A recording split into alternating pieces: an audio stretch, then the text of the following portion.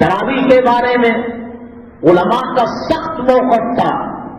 حضرت تھانوی رحمۃ اللہ علیہ نے یہاں تک لکھا ہے کہ پیسوں کے بغیر پڑھانے والا حافظ قرآن تراویح پڑھانے والا نہیں مل رہا ہے.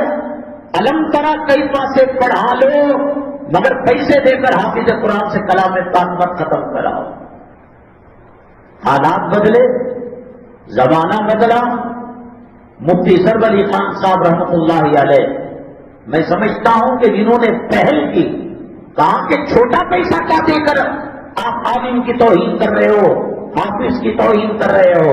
لاکھوں روپیہ اتنا دو کہ ڈاکٹر شرمندہ ہو جائے، دنیا دار شرمندہ ہو جائے، سائنٹسٹ شرمندہ ہو جائے. کل کیا کہہ رہے تھے حضرت تھانوی رحمۃ اللہ علیہ؟ علم ترا سے پڑھا لو چھوٹی صورتوں سے، اور آج کیا کہہ رہے ہیں؟ سب سے بڑی تنخواہ دو، ان کی عزت کو بڑھاؤ. تو پیسہ لے کر اگر امامت کرتا ہے، اذان دیتا ہے، کلام پاک پڑھاتا ہے، دین کا کام کرتا ہے، تو یہ صحابہ کرام کا عمل رہا ہے. حضرت ابو بکر صدیق رضی اللہ تعالیٰ کپڑا بیچنا چھوڑ کر صحابہ کرام نے ان کو وظیفہ جاری، اور وہ اتنا بڑا وظیفہ تھا. آج کسی ساتھ ہے 7,000 روپے موزن، کتے کو دھلانے کا پیسہ نہیں ہو. 12,000 روپے عورت شہر کے اندر اماموں کی تنخواہ ہے.